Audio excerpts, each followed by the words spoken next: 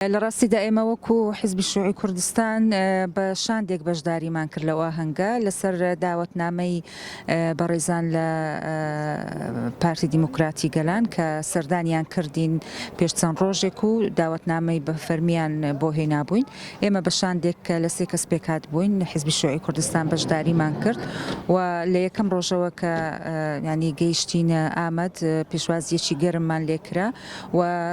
نەک تەنها ئێمە چەند شاندێکی تریش لە هەرێمی کوردستان هاتبوون و بگرێت لە وڵاتە عەرەبیەکانیش هاتبوون بۆ نمونە لە مسر، لە ئوردن، لە عێراق، لە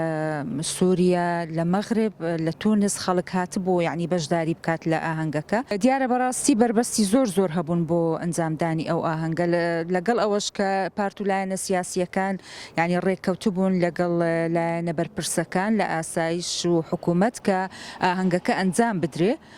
بەڵام بربەستی زۆر دروستکرا بۆ خەڵک. ئێمە ئەو ڕۆژەی لەوێ بووین بەڕاستی نەیان دەهێشت، ینی ئێمە مەفروض بوو سەعاتدە لەوێ بین چونکە سەعاتدە ئاهەنگەکە دەستی پێ کرد، بەڵام ئەمە وەکو شاندی میوان سەعاتیە گەیشتینە شوێنی ئاهەنگەکە لەبەرەوەی چەند بربەستێک هەبوو نەمانتوانی ینی ڕێگریان لێکردین کە بچینە ژوورەوە و بەشداری بکەین. بە تایبەتی ئێمە لێرە ئەوانەی کە چوو بووین هەموو بە جلی کوردیەوە چوو بووین، خاستن ئەوانەی بە جلی کوردی ئەچوون زۆر ڕێگریان لێ ئەکرا و شاندەکەش بەڕاستی وەکو باسم کرد یعنی خەڵکی عەرەبی تێدا بوو، خەڵک لە مسر هاتبوو، لە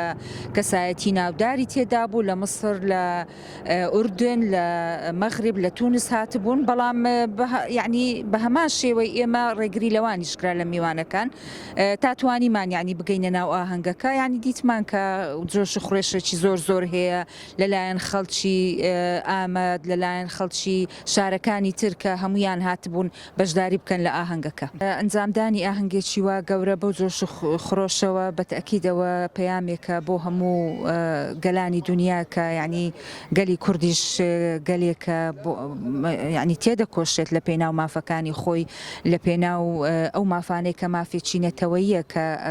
بۆنەیەکە بۆنەی نەورۆزە وەکو جەژنێکە بۆ گەلی کورد و پێویست دەکات یعنی پێویستە بەڕاستی هەموو ئەو کێشانەی هەیە بە تایبەتی ئەو کێشانەی کە کێشەی میلەتی کوردە لە هەموو پارچەکانی کوردستان و پێویست دەکە ئەو حکوومەتانە بە ئاشتی چارەسەری بکەن. من پێم وایە ئەو کێشانە بە تۆقاندن و بە ترساندن و بە ئەنفالکردنی کورد و بە کیمیا باران و بە هیچ شێوەیەک بەو شێوانە میلەتی کورد لە ناو ناچێ. میلەتی کورد میلەتێکی زیندووە و مافی خۆیەتی کە سربەخۆی خۆی هەبێت وەکو هەموو ئەو میلەتانەی تر، چکە زمانی خۆی هەیە، خاچی هەیە و پێویست دەکات یعنی ئەو حکوومەتانە دان بەوە دابنێن. ئەگەر هەر هیچ نەبێت دان بەوە دابنێن کە ئەو میلەتانە لە بۆنەوە هەنگەکانی خۆیان بە ئاشتیانە ئەنجام بدەن و بە زمانی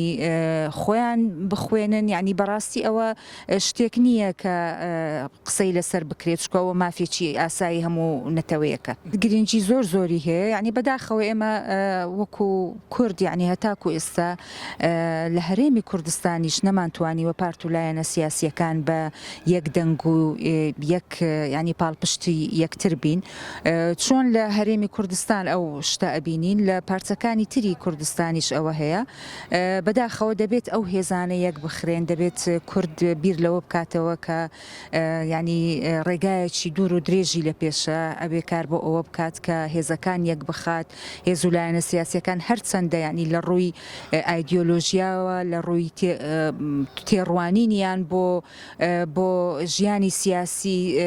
هەرچەندە جیاواز بێت، بەڵام پێویست دەکات کە هێز و لایەنەکان ڕێک بخرێن بۆ ئەوەی بتواندرێت ئەگەر هیچ نەبێت لە بۆنەیەکی وا کە بۆنەیەکی نەتەوەییە هەموو لایەنەکان پێکەوە بەشداری بکەن.